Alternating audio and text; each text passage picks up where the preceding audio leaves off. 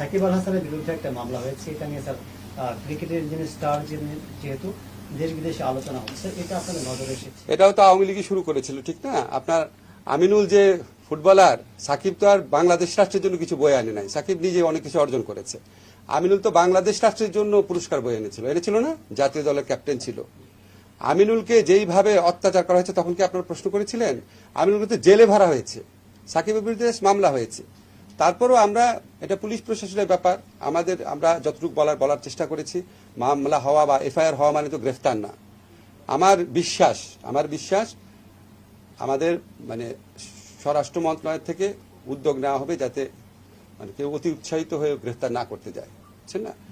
আর মানে আপনি যদি কম্পারেটিভ ফিচার যতগুলো আপনারা প্রশ্ন করেছেন, সবকিছুর জন্মদাতা হচ্ছে আওয়ামী লীগ। আমি কি বাড়িয়ে বলছি? সবকিছু কোন এক্সাম্পল চান?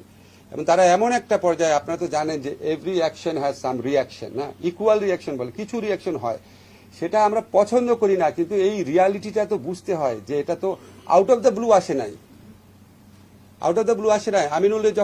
আমিনুলকে গ্রেফতার করা হয়েছে, দিনের পর দিন জামিন দিচ্ছিল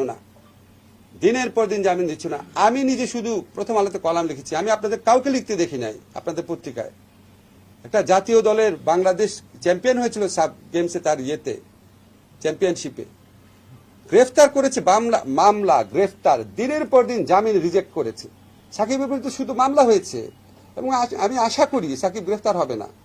এবং আমাদের পুলিশ বাহিনীকে আমি যতদূর জানি এরকম একটা ইনস্ট্রাকশন দেওয়া আছে যে অবিশ্বাস্য, অ্যাপারেন্টলি খুব অবিশ্বাস্য কিছু হলে যতটা পারা যায় আইনগত সীমার মধ্যে থেকে রেস্ট্রেইন দেখানোর জন্য, আর কি রেস্ট্রেইন বজায় রাখার জন্য। ব্যক্তিগতভাবে কেউ যদি মামলা করে, ধরেন আপনার সন্তান মারা গেছে, ধরেন পুলিশের গুলিতে, আপনার সন্তান যদি পুলিশের গুলিতে মারা যায় আন্দোলন করতে গিয়ে, অনেকের সন্তান তো মারা গেছে, 1000 জন মানুষ মারা গেছে, তার মধ্যে অর্ধেকই তো আপনার অর্ধেকেরই তো আপনার পিতা আছে, মানে ওই বয়সী ইয়েরা মারা গেছে, শিশু মারা গেছে।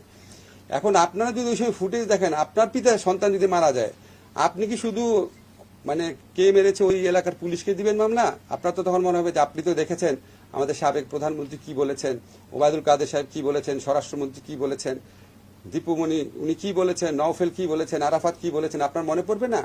এখন আপনি যদি ওনাদের বিরুদ্ধে মামলা দেন, রাষ্ট্রের কোনো অধিকার নাই আপনাকে মামলা করার, আপনি মামলা করতে পারবেন না বলার।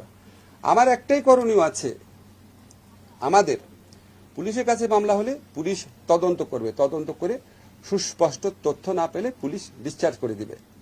আদালতে যদি মামলা দেয়, আদালত তদন্তপূর্বক এফআইআর নিতে বলবে।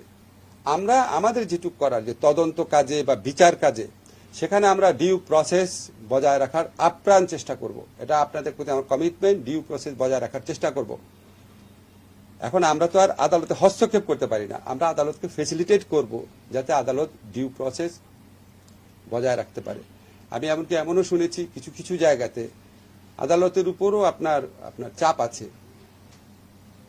এখন আপনি স্থানীয় পর্যায়ে একজন খুব কুখ্যাত সন্ত্রাসী, যার অত্যাচারে 15 বছর মানুষ অতিষ্ঠ ছিল, তারা চায় যে এক্ষুনি তার বিরুদ্ধে মামলা নেওয়া হোক। আদালত তার সাধ্যমতো চেষ্টা করে এই সমস্ত চাপ এড়ানোর জন্য। আমরা কেউই আপনার মনে করেন না যে আমরা চেষ্টা করছি না, আমরা চেষ্টা করছি, আরো চেষ্টা করব। এগুলি সমর্থনীয় না, জেনারেলি এগুলি সমর্থনীয় না।